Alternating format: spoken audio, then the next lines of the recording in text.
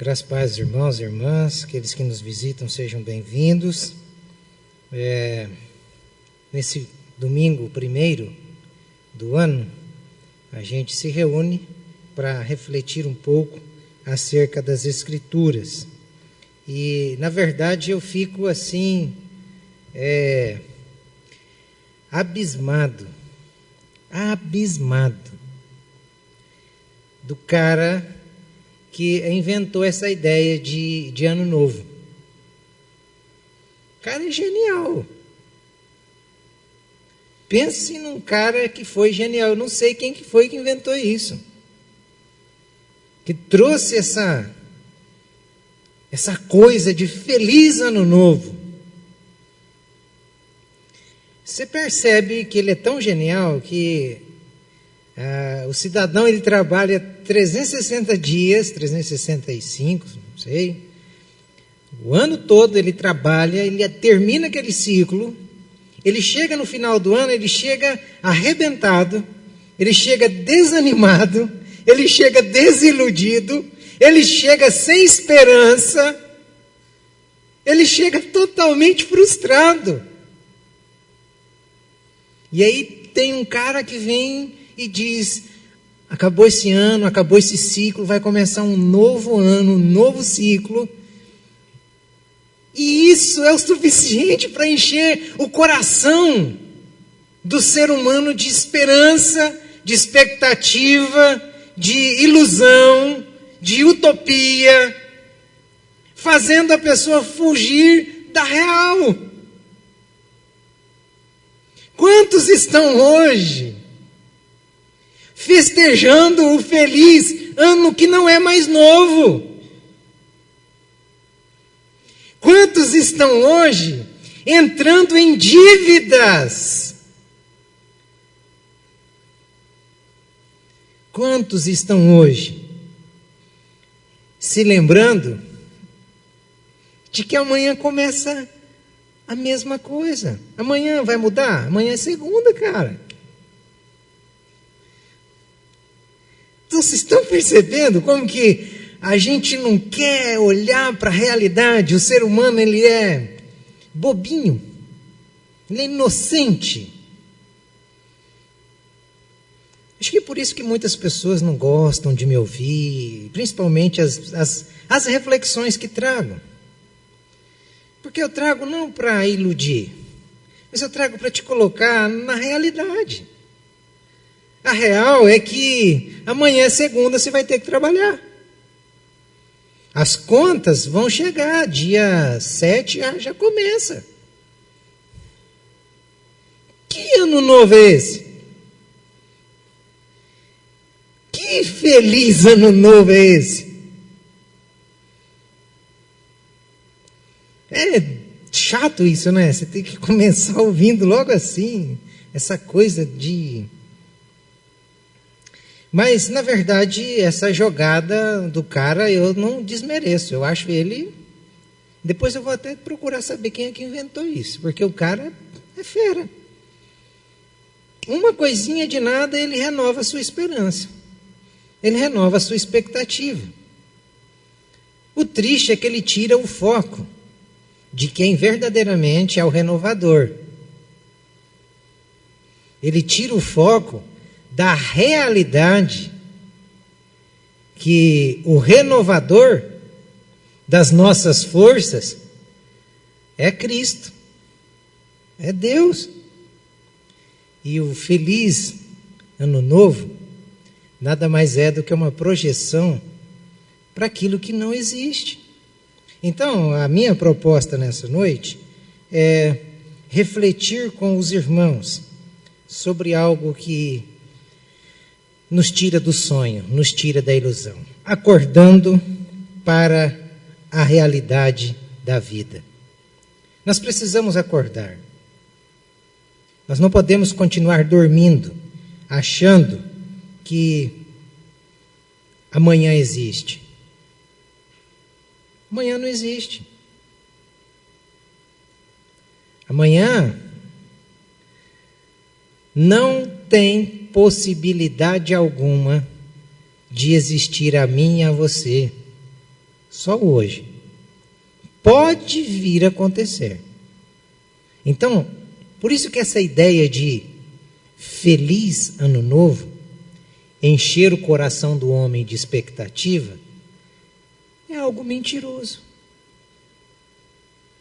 O texto que eu quero ler com os irmãos é um texto simples, mas antes de nós lermos esse texto, eu gostaria de lhe dizer: feliz ano novo. Será? Será que é feliz ano novo? Quem te garante que este ano novo será feliz? Quem? Então, para mim, isso é pura enganação, é pura ilusão, é uma utopia. Vocês estão percebendo que na figura tem um menininho tentando riscar? Ele só chegou o risco até o hoje, ele não conseguiu traçar até o final, porque é o futuro que está à frente, é o amanhã. Essa é a nossa realidade, essa é a nossa vida. Então, eu quero ler um texto que é bem conhecido, eu acredito que vocês sabem ele de cor e salteado. O Juliano vai ler ali para mim o texto. Mas antes da leitura que eu vou projetar, eu gostaria que você entendesse o porquê que eu estou querendo que você acorde.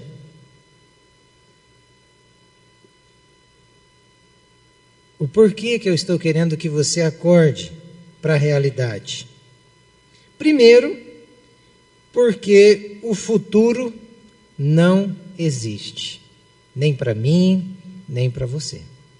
Não existe. Sabe aquele trabalho que você espera lá para o mês de... A contratação normalmente é abril, maio, né?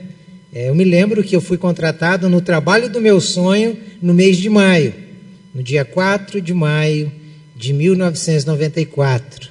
Aquele dia para mim foi um dia muito feliz. Foi o dia que eu fui contratado no trabalho dos meus sonhos. Na época, naquele dia, eu fui recebido numa empresa para ganhar 15 salários mínimos por mês. Nossa, que alegria! Eu era muito feliz naquele dia. Fui muito feliz naquele dia. Mas 4 anos depois de um feliz ano novo, aconteceu o que eu não queria. O país entrou em crise numa época em que Fernando Henrique Cardoso estava assumindo o governo. Entrou em crise e numa pancada só, 2.000 funcionários daquela empresa foram mandados embora. E eu estava no meio deles. Solteiros foram todos. Então, por isso que eu estou dizendo para você, sabe aquele trabalho que você está esperando nesse novo ano que está por iniciar? Ele pode não vir.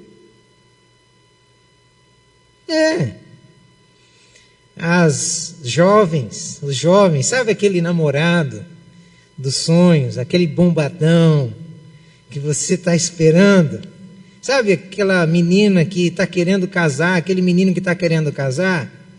Então, esse ano, isso pode não acontecer do jeito que você está esperando. Porque o futuro não depende de nós. O futuro não depende de você. Tudo pode acontecer de modo reverso ao que eu planejei, do que você planejou, do que nós sonhamos. Aquela ideia de querer é poder, isso é puro positivismo, isso não é real. Nem tudo o que a gente quer, a gente pode. E nem tudo o que a gente pode, a gente quer. É bem isso. Então, entenda, futuro não existe. Outra coisa, nós devemos acordar para a vida, sim, claro. Por quê? Porque eu não quero lhe fazer um passageiro da agonia no trem da vida. A vida é um trem, nós estamos dentro dele. E se você criar expectativas e se agarrar nas expectativas, você vai ficar agonizante durante o ano para que isso aconteça do jeito que você planejou. E aí você se torna refém dos seus planos, dos seus sonhos, dos seus desejos, das palavras de autoajuda que lhe deram no começo do ano, na virada do ano. Que lhe prometeram no futuro que não é real. Então, a grande probabilidade hoje é de nós não conseguirmos comprar aquela casa que sonhamos. É de nós não conseguirmos comprar aquilo que nós mais desejávamos. A grande probabilidade hoje é de nós não conseguirmos realizar os sonhos. A grande probabilidade desse novo ano é de nós não desfrutarmos dos bens, talvez, que granjeamos durante o ano passado. A grande probabilidade é de nós não fazermos aquela viagem dos sonhos. Essa é a grande probabilidade. A maior certeza é que a morte, a doença, está bem próxima de mim e de você. Isso é ser negativo. Para alguns é. Mas na real, isso não é negativismo. E nem positivismo. Isso é realidade de vida. Isso é o óbvio. Isto é o óbvio.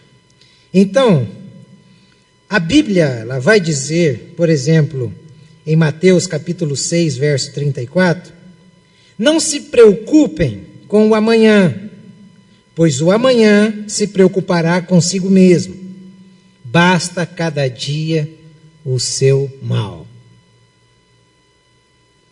Isso é o que a Bíblia está dizendo. É Jesus falando.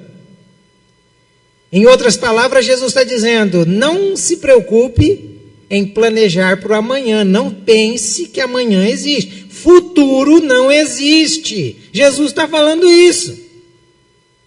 Se você vai para Provérbios, capítulo 27, verso 1, diz assim, não se gabe do dia de amanhã, pois você não sabe o que este ou aquele dia poderá trazer. Aí vem o cara com essa historinha de Feliz Ano Novo. Feliz Ano Novo para quem não conhece a Bíblia. Para quem conhece a Bíblia, é uma realidade fatal. Porque Hebreus capítulo 4, verso 7 vai dizer, como diz o Espírito Santo, hoje, se vocês ouvirem a sua voz, não endureçam o coração como na rebelião durante o tempo de provação no deserto. A Bíblia, ela sempre vai trabalhar com os seus leitores usando a palavra hoje. Sempre é hoje. Não é amanhã. É hoje, é agora. A possibilidade de nos arrependermos e irmos de volta para a nossa casa, que é o céu, ela pode acontecer hoje, não amanhã. É necessário isso. Então, o texto que eu quero focar com os irmãos é o Salmo de número 23. Um salmo bem conhecido, um salmo de Davi. E nós vamos tirar aqui 2 lições, são suficientes para a nossa reflexão hoje. Por favor, Juliano, pode ler esse salmo. O Senhor é o meu pastor, de nada terei falta. Em verdes pastagens me faz repousar e me conduz a águas tranquilas. Restaura-me o vigor, guia-me nas veredas da justiça por o amor do seu nome. Mesmo quando eu andar por um vale de trevas e mortes, não temerei perigo algum, pois tu estás comigo. A tua vara e o teu cajado me protegem. Preparas um banquete para mim às vistas dos meus inimigos. Tu me honras, ungindo minha cabeça com óleo e fazendo transbordar o meu cálice. Sei que a bondade e a fidelidade me acompanharão todos os dias da minha vida e voltarei à casa do Senhor enquanto eu viver. Salmo lindo, não é, irmãos? É lindo esse salmo. Em primeiro lugar, nós acordamos para a realidade da vida quando Jesus se torna o nosso pastor. Você quer acordar para a realidade da vida? Tenha Jesus como seu pastor. Quem tem Jesus como pastor, esse não vive a ilusão do amanhã, esse não vive a ilusão do futuro. E o verso 1 deixa muito claro. Davi, um homem que acordou para a realidade da vida. E quando ele acorda para a realidade da vida, ele começa esse salmo dizendo que o Senhor era o seu pastor e de nada ele teria falta. Ele está se colocando como uma ovelha. E todos sabem como uma ovelha é um bichinho dependente, um bichinho que talvez dos animaizinhos seja um dos mais frágeis. Um bichinho que requer extremo cuidado e zelo pelo seu pastor. E Davi, ele está usando uma figura que ele conhecia muito bem, porque ele era pastor de ovelhas. Então ele está falando de algo que ele experimentou. E ele, como pastor, livrou muitas ovelhinhas. E agora ele está se colocando como uma ovelha e tendo Deus, tendo Cristo como o seu pastor. Na mente de Davi, quando ele está dizendo que o Senhor é o seu pastor, ele está colocando este pastor não como um pastor que estava no mesmo nível dele, mas ele está colocando este pastor como um senhor, porque ele coloca o Senhor primeiro como o seu pastor. A ideia deste senhor vem da época do período feudal,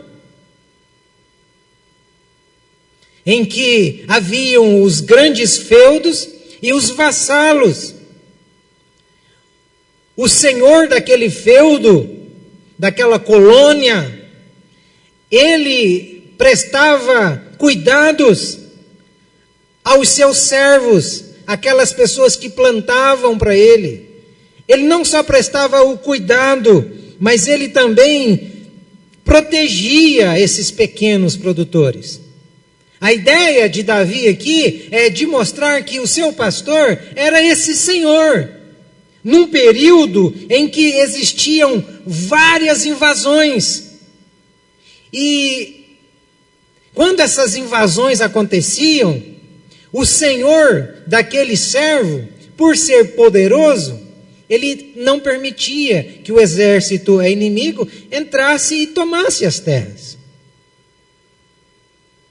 Então Davi, ele está acordado, dizendo que ele, como ovelha, tinha um pastor que não era simplesmente pastor, mas ele era Senhor. O Senhor poderoso, aquele que não permitiria invasões e não permitiria necessidades básicas. De nada terei falta. Tem uma versão que diz, terei o suficiente. Então já começa quebrando toda aquela ideia de que a gente lê distorcidamente. O Senhor é o meu pastor e nada me faltará. E a gente acha que esse nada me faltará é só coisas boas. Não, é tudo. Nada é tudo aqui no texto. Nada me faltará. Não, pode não me faltar doença, pode não me faltar desemprego, pode não me faltar alegria, pode não me faltar um monte de coisa. Mas Ele vai suprir o que eu necessito para viver. Então, o pastor, na mente de Davi, ele tinha, na verdade, duas funções, ou ele fazia duas coisas. Quando você olha para a totalidade do Salmo, você percebe que na mente de Davi, o pastor, ele servia para proteger. É básico isso. Quando você observa no verso onde ele vai dizer: refrigera a minha alma. Onde está a proteção nesse refrigera a minha alma? Olha, quando a gente não conhece a história das ovelhas, a gente não consegue ver a proteção, mas aqui existe uma grande proteção. As ovelhas, quando choviam, naquele terreno desértico, as lãs, vocês sabem, ficam pesadas. A ovelha caía e ela se emaranhava de lama. Então, aquela lã emaranhada de lama se tornava um peso enfadonho para a ovelha carregar. Vinha o sol causticante e secava aquela lama emaranhada na lã das ovelhas. O que acontecia? Aquilo virava um colete, aquilo virava uma manta.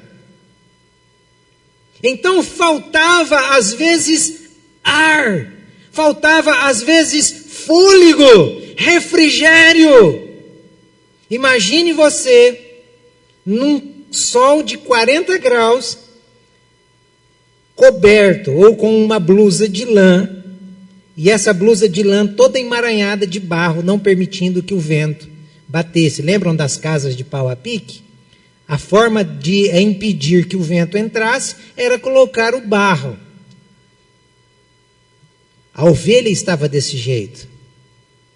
Então, o pastor, quando ele percebia a ovelha desse jeito, quase entrando em óbito, o que ele fazia? Ele oferecia proteção a ela. Ele jogava ela na água, dava um banho, ou ele tosqueava, tirava aquela sujeira e aquela lã que não permitia o ar entrar. E aí Davi está dizendo que este pastor, este Senhor, é o que refrigera a nossa alma. Ele nos protege.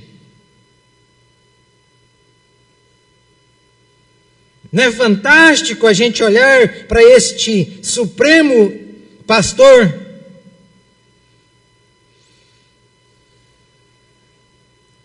E quando você olha para Jesus, como este pastor, que refrigera a nossa alma, quantos de nós durante esse ano talvez andamos melhor, quantos de nós andamos durante esse ano, talvez carregados, emaranhados, com a lama, com a sujeira do pecado.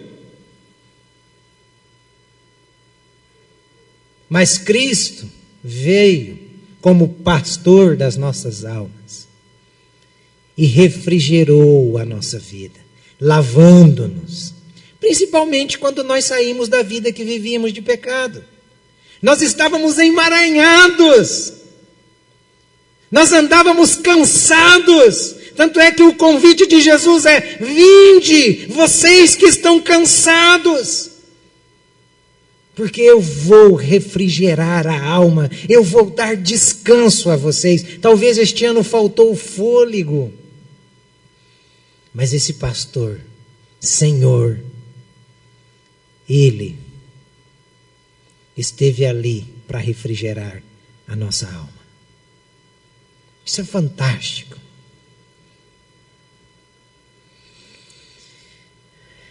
Ele nos introduziu como ovelhas do seu pasto, primeiro tirando as nossas vestes sujas. Este é o salmista. Agora você entende porque os salmos, ele vai dizer: ele tirou as vestes de cinza, as vestes de pranto, e colocou-nos vestes de louvor. Aí você entende o Paulo dizendo que ele nos tirou das trevas, nos trouxe para a luz. Isso é refrigério. Isso é proteção. Então, só quem tem Jesus como seu pastor não cria expectativa num ano feliz. Só quem tem Jesus como seu pastor, ele vive a realidade de que este dia ele é feliz, porque Jesus é o seu pastor. Porque Jesus lhe permitiu mais um dia. A segunda coisa, não é só proteger, mas o pastor também ele guia a ovelha. Então, você pega um homem que tinha uma experiência fantástica com a ovelha. Ele era pastor, ele sabia que ele devia proteger, mas ele sabia também que ele devia guiar. E guiar a ovelha não por caminhos que a ovelha quisesse ir. Por isso que às vezes a gente fica meio triste com Deus, meio triste com o pastor da igreja, às vezes está pregando aquilo que a gente não quer ouvir. Mas se ele está usando a Bíblia, é porque esse é o caminho que a gente precisa andar. E ele guia as suas ovelhas pela vereda da justiça. Lembram do que Jesus disse?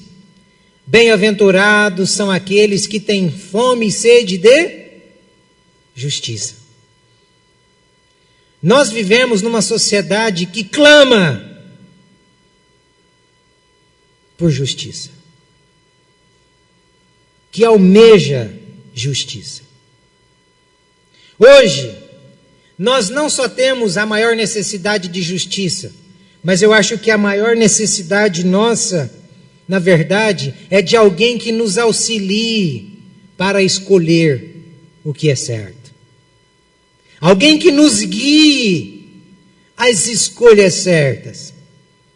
Por que vocês acham que as clínicas psicoterapeutas estão repletas de gente e ganham dinheiro? Porque eles estão ali para apontar caminhos. E as pessoas têm essa carência, essa necessidade de alguém apontando o caminho. Constantemente.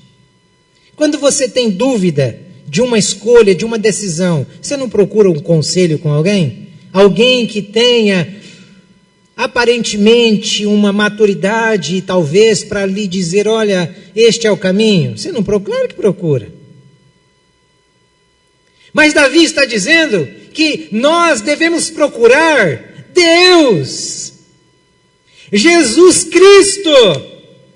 Às vezes a gente ouve pessoas que comem arroz e feijão como a gente, mas nós ouvimos, por quê? Porque eles falam aquilo que a gente quer, aquilo que a gente espera. Mas o pastor vai guiar a ovelha talvez de um modo contrário às expectativas, à esperança que você criara no coração. Então, hoje, nós temos uma necessidade imensa. Por quê? Porque as prateleiras estão extremamente lotadas e nós não sabemos o que escolher. Nós não sabemos o que escolher. Olha, se você observar as prateleiras deste mundo, sempre tem um televisor melhor. Sempre tem um carro melhor. Alguns conseguem enxergar uma mulher melhor.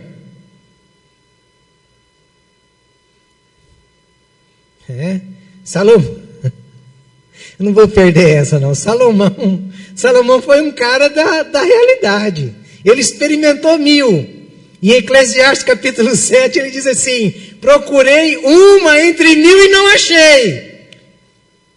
Aí tem uns caras que estão achando que vão achar uma esposa melhor. Pô, o cara tem experiência. Ele está dizendo que não tem. Não tem mulher melhor do que a sua. Não tem esposa melhor do que a minha para mim. E não tem um homem melhor para você do que o seu esposo. Não tem. Então não adianta procurar. Você não vai achar.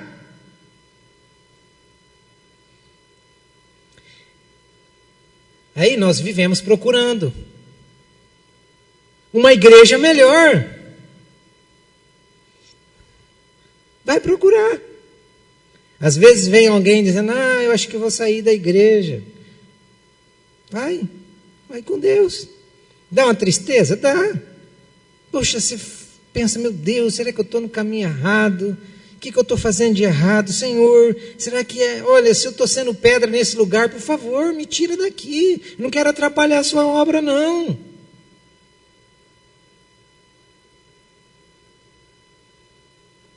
Procura um pastor melhor. Procura.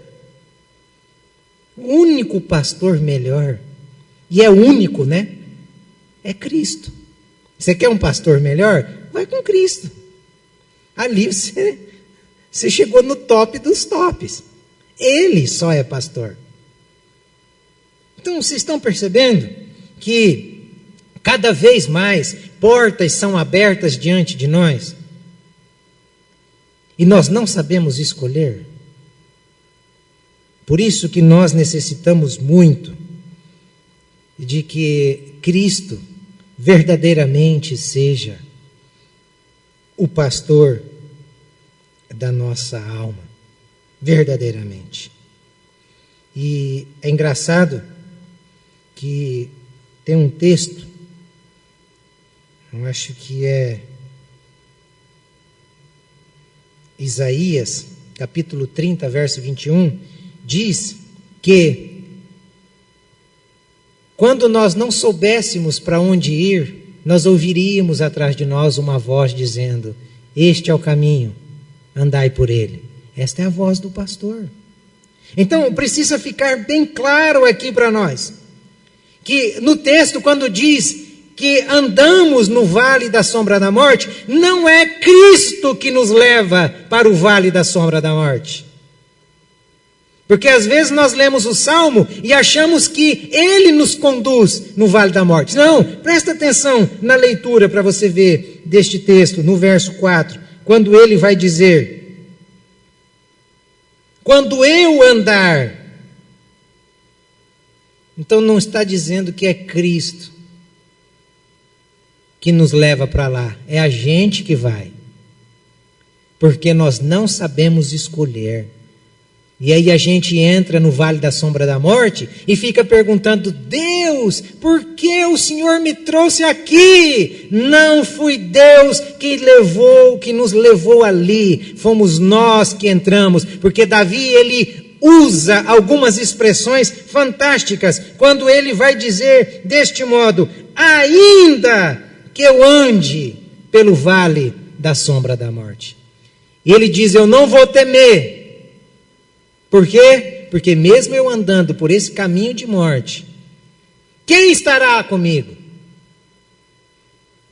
O meu bom pastor, Jesus, o supremo pastor. Vale a pena ter Jesus como pastor ou não vale? Até quando você erra, até quando você entra no mais charco de lodo e abissal, lamaçal, Ele está lá com você. Ele entra lá com você.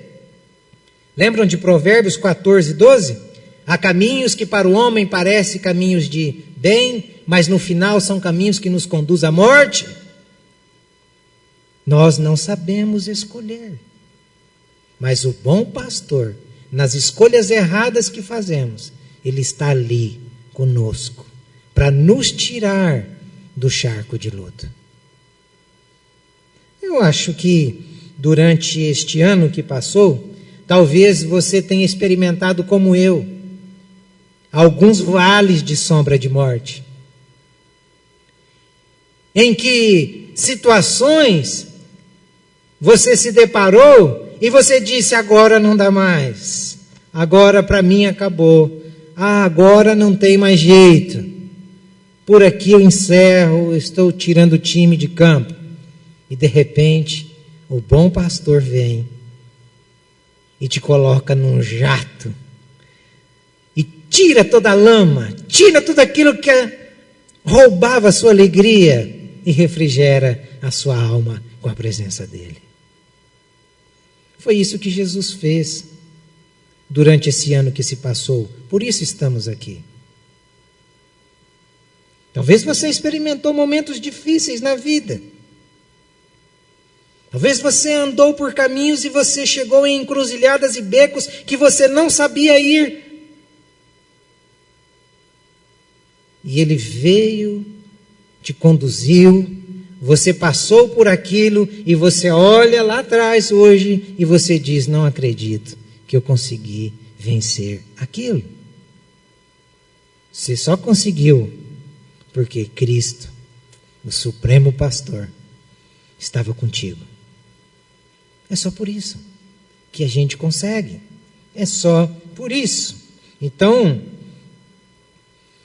esse bom pastor, o que ele deseja é tirar tudo aquilo que rouba o oxigênio que vem dele. O que ele deseja nesse novo ano, nesse novo dia que está para começar, a partir das 24 horas de hoje, se Ele permitir acordarmos, o que Ele mais deseja é que tenhamos a sua proteção, é que sejamos guiados por Ele. Ele deseja isso. Ele tem o maior prazer em nos proteger. Ele tem o maior prazer em nos guiar. Em segundo e último lugar,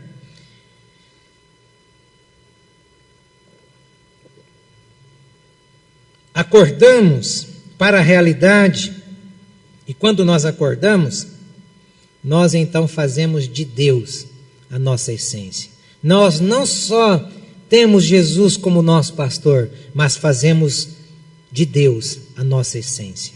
Essência vem de essencial. É tudo aquilo que não pode faltar. Pode faltar o pão, pode faltar a saúde, pode faltar dinheiro, pode faltar alegria, pode faltar tudo, menos o essencial, Deus. Davi, quando ele acordou para a realidade, ele descobriu que a essência da sua vida precisava ser Deus, devia ser Deus. Por isso dessa fala, tu estás comigo. A maior parte de nós leitores da Bíblia não nos damos conta das pequenas frases e dos pequenos detalhes expostos nas Escrituras. A gente passa por uma coisa dessa e a gente não percebe que esse tu estás comigo é o eixo central de todo o texto. Toda essa proposta do bom pastor, todas as promessas do bom pastor, do Salmo 23, elas estão penduradas, sustentadas nesta frase: tu estás comigo. Lê o Salmo, repetindo esta frase em todas as demais. Só para você ver como ela é o eixo, como ela é o sustentáculo de todo o Salmo. É importante, não o futuro. Importante é se amanhã, se hoje. Importante é se hoje tu estás comigo. Importante não é o que nós vamos ganhar, não é o que nós vamos perder, não é o que vai acontecer. Isso não é importante. Importante é se o que nós vamos ganhar, se o que está para vir, se o que vai acontecer é bom ou se é ruim.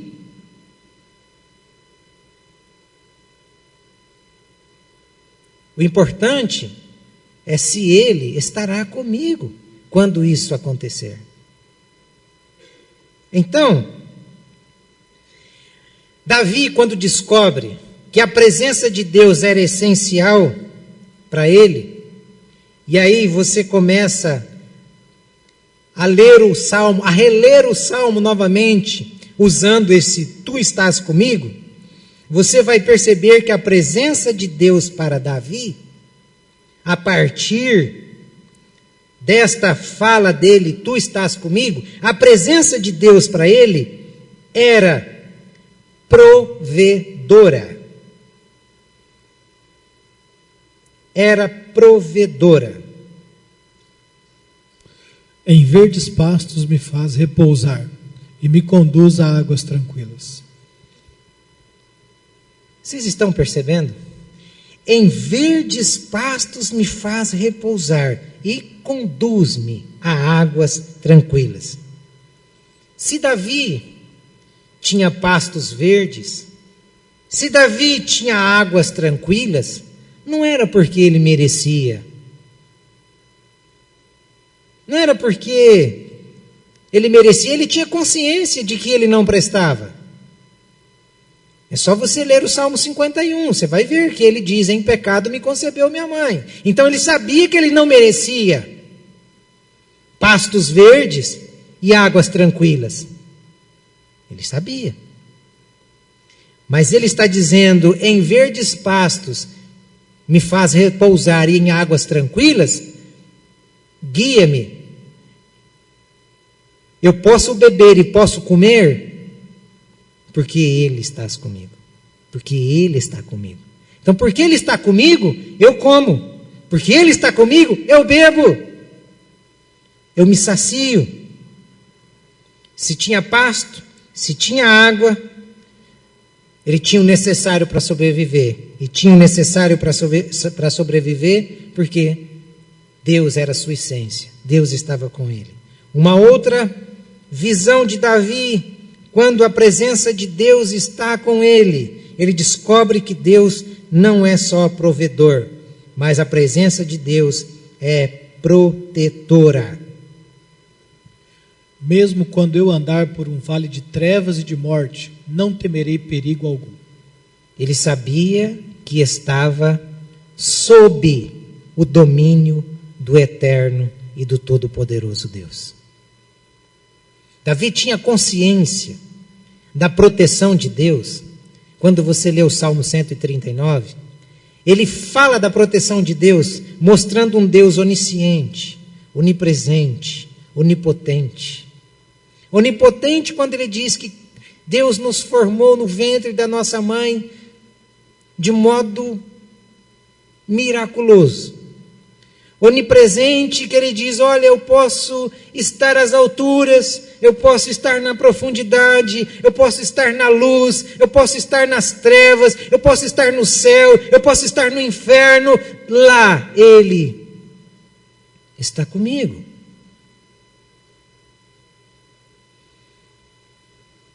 E Ele era poderoso de tal modo que antes que a palavra chegasse nos meus lábios, Ele já sabia o que eu queria dizer. Então vale a pena Deus ser a nossa essência. Deus não pode faltar, porque quando Ele não falta, nós temos provisão, nós temos proteção, nós temos proteção. Davi sabia que a presença de um pastor como Cristo em sua vida faria toda a diferença, como ele como pastor na presença das ovelhas dele. Veio o leão, o que ele fez com o leão para defender as ovelhas? Ele matou. Veio o urso, o que ele fez com o urso para defender as suas ovelhas? Ele matou. Veio o gigante contra o seu povo, a sua nação, ele derrubou. Como pastor. Se ele fez tudo isso, ele está querendo mostrar que o pastor, Cristo, é capaz de fazer infinitamente mais do que ele, como pastor, fez. Então, se você deseja proteção, não adianta ir em alguém que fecha o seu corpo. Não adianta andar no corredor do sal, amarrar a fitinha no braço. Não adianta. A proteção só pode acontecer na vida do cristão se Cristo for a nossa essência. Então ele sabia que ele derrubou o urso, que ele derrubou o gigante, que ele derrubou o leão. Por quê? Porque tu estás comigo. Quer derrubar urso esse ano? Quer derrubar leão? Quer derrubar os gigantes que hão de se levantar? Essa é a realidade. Queria chegar para você e dizer, meu irmão, esse ano para você, Paulo, vai ser um ano de prosperidade, você vai ficar rico, Deus vai te abençoar. Paulo, esse ano, olha, vão dar tiro em você e a bala vai voltar em quem der. Eu queria falar isso para você, mas eu não posso. Mas eu posso lhe dizer, se Cristo estiver com você, pode vir o que vier. Mais importante do que pode acontecer com você, comigo ou com qualquer um aqui, é a presença de Deus. Tu estás comigo? Se tu estás comigo, amém. Não só é protetora, mas também é festiva. Olha que coisa mais linda. Preparas um banquete para mim à vista dos meus inimigos. Tu me honras. Preparas-me um banquete diante dos meus inimigos. Quando Deus é a nossa essência, até no caos, há festa. Não se engane. Muita gente que bateu no seu ombro, dizendo, feliz ano novo, prosperidade. Muitos! Eles não querem isso para você, não. Eles querem te ver ferrado, pendurado no cabide, e se for possível, de cabeça para baixo. Eles querem ver a última gota de sangue pingar do seu nariz e você entregar o fôlego de vida. Não se engane, queridinho. Se você não sabia, fique sabendo. Há muitos espíritos maus, ou maus espíritos, querendo a minha e a sua ruína.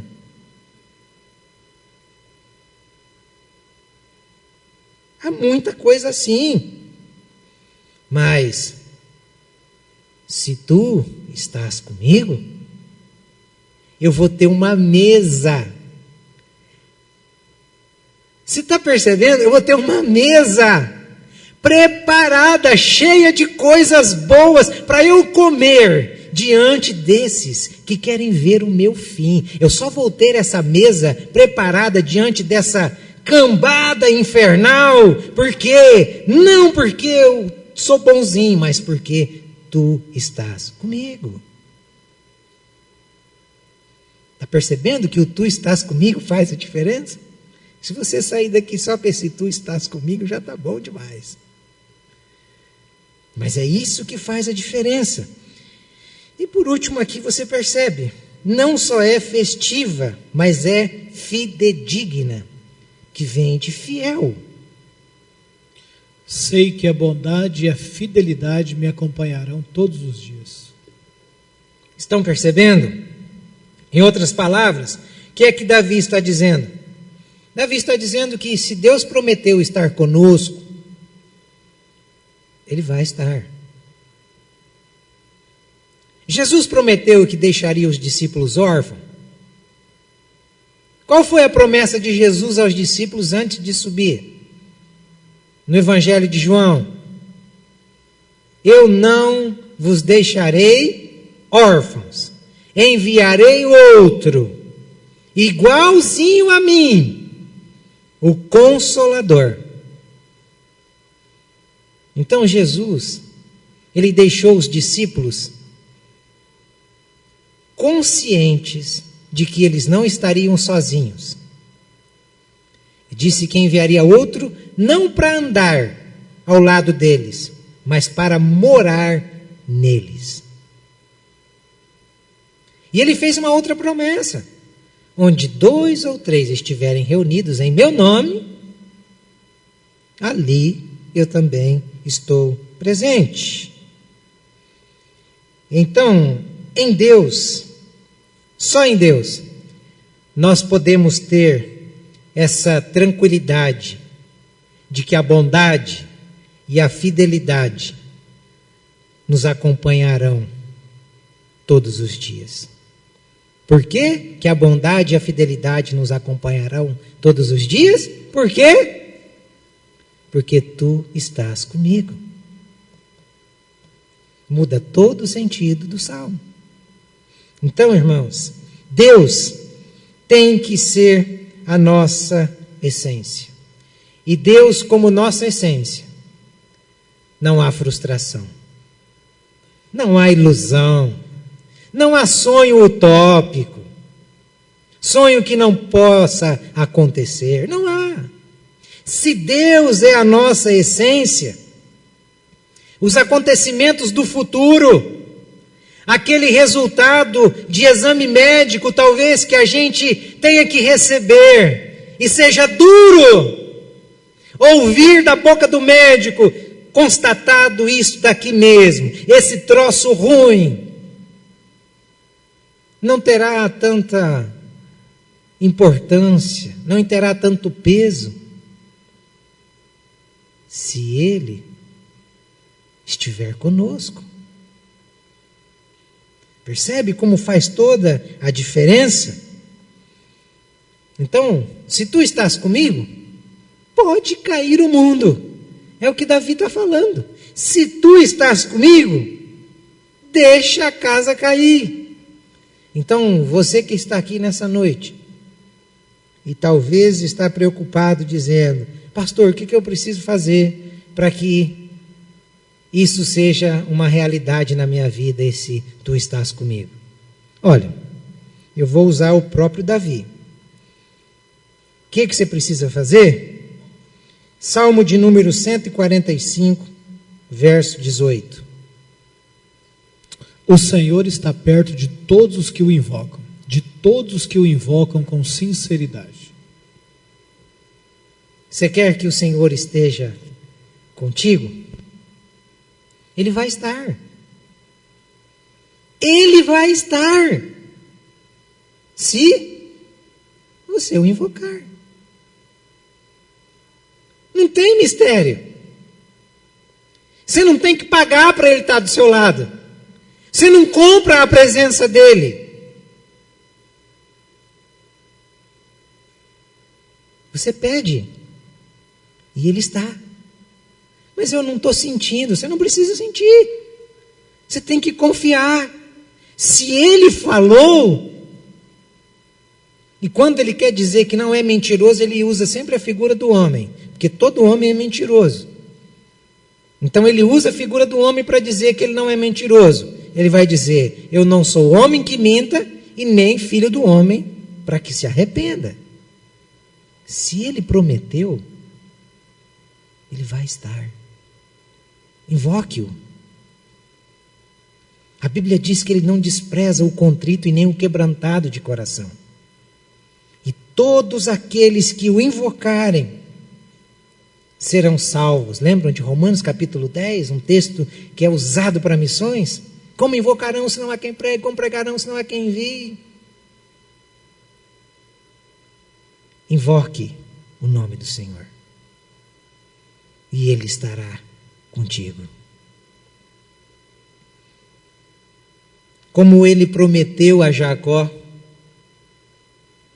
Ele também promete a mim, Ele promete a você. Olha que texto lindo de Gênesis 28:15. Estou com você e cuidarei de você. Aonde quer que vá, eu o trarei de volta a esta terra. Não o deixarei enquanto não fizer o que lhe prometi. Agora traz esse texto para a nossa realidade.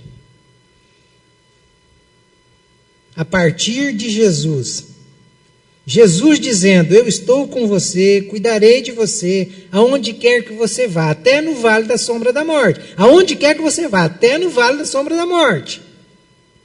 Eu vou cuidar de você e eu vou trazer você a esta terra. Que terra? A Nova Jerusalém. Para nós, aplicando esse texto para nós. A nossa casa não é aqui, irmãos. Nós pensamos que é aqui, mas não é aqui. E Jesus prometeu: eu não o deixarei enquanto não fizer o que lhes prometi. Ele não foi preparar morada para nós? Lembram? Olha, eu não vou deixar vocês órfãos, eu estou indo preparar um lugar. Para quê? Para que onde eu estiver, vocês também estejam lá comigo. Tem alguma coisa que pode dar mais paz ao coração do ser humano do que ter Deus como essência, como essencial? Não, não tem. Não tem. Enfim, lembre-se sempre que mais importante que o ano que se inicia é você e eu termos a certeza de que tu estás comigo. Amanhã, na hora da coisa boa, mas também na hora da coisa ruim.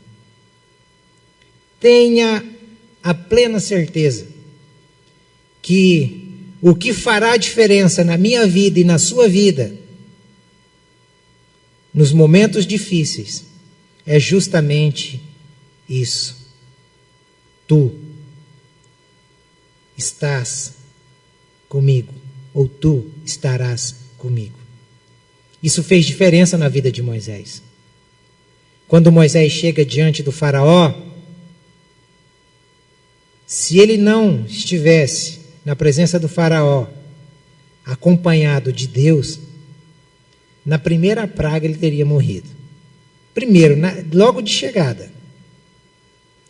Se Deus não estivesse com Moisés, quando o exército de faraó veio, e eles tinham o mar à frente, aquele mar não teria se aberto.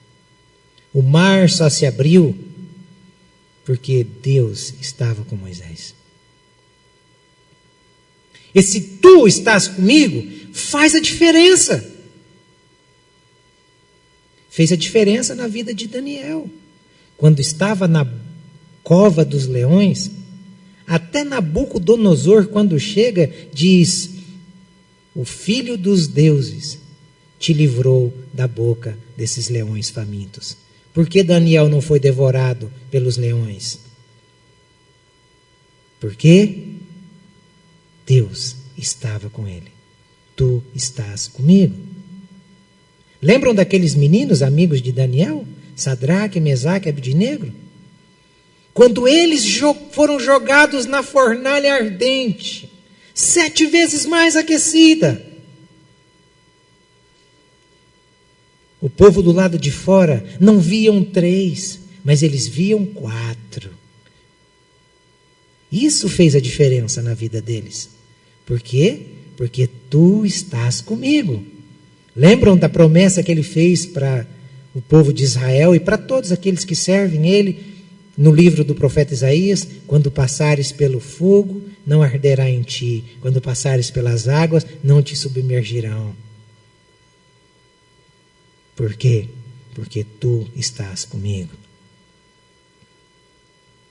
Paulo, no caminho de Damasco, o que fez a diferença na vida de Paulo, que os outros soldados não experimentaram, os seus olhos foram abertos, e ele viu a grande luz, e da grande luz ele ouviu a grande voz: Saulo, Saulo, por que me persegues? Saiba, Saulo, que daqui em diante tu farás coisas diferentes do que você estava fazendo. E ele vai, Deus, através de Ananias, e vai dizer: olha, separei um homem que sofrerá pelo meu nome. Porque tu estás comigo. Fez de Saulo um perseguidor se tornar um perseguido. É assim que vai acontecer com a gente, se Deus estiver conosco. em acordando para a realidade da vida, e se acordarmos mesmo, então nós faremos de Jesus o nosso pastor. E se Ele for o nosso pastor, Ele nos guiará, Ele nos protegerá. Se acordarmos para a realidade da vida, nós teremos Deus como a nossa essência. Poderá faltar tudo, menos Deus. Que Deus nos ajude, que Deus nos abençoe, para que neste novo ano, Jesus verdadeiramente seja o seu pastor, e que Deus seja a nossa essência.